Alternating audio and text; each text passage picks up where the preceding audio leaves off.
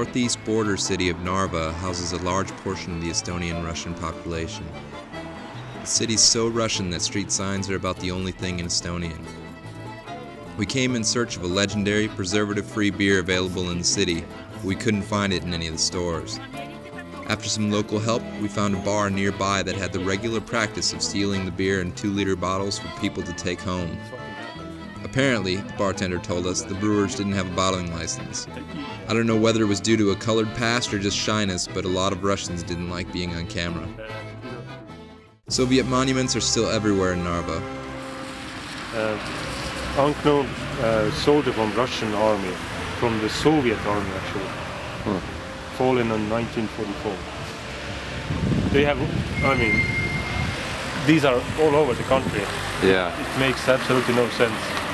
And these flowers, you know, for whom? There's probably nobody buried here. Right. Pretty sure.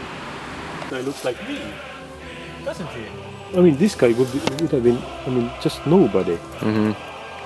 Somebody doing this small work, cleaning boxes, shoes, or, you know, doing nothing.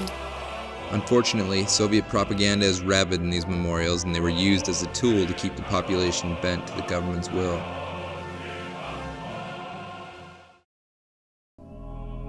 The Estonian Blue Hills were the last big challenge the Red Army faced.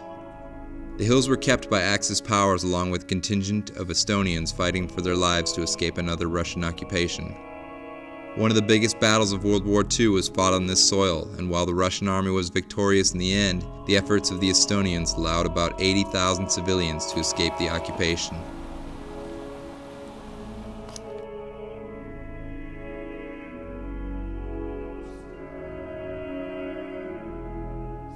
Relics from the war still litter the hills 60 years after. The engine must have been crazy. And we still have these in the army, but smaller ones, more practical ones. These had to be really sharp, because you, in the case of emergency, you have to use this to kill somebody. Absolutely. You always had to keep it sharp. 1937. Yes, first part is scraped off.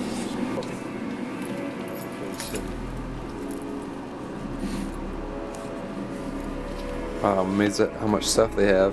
This stuff is still lying around everywhere, I'm pretty sure.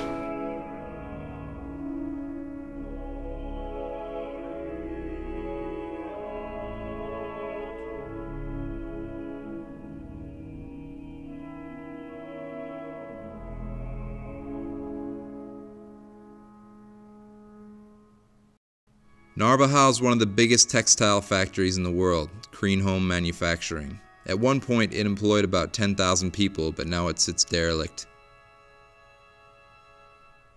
The enormous factory is more like a small town within the city. But plans for it go unrealized, and the mostly Russian town of Narva continues on as best it can.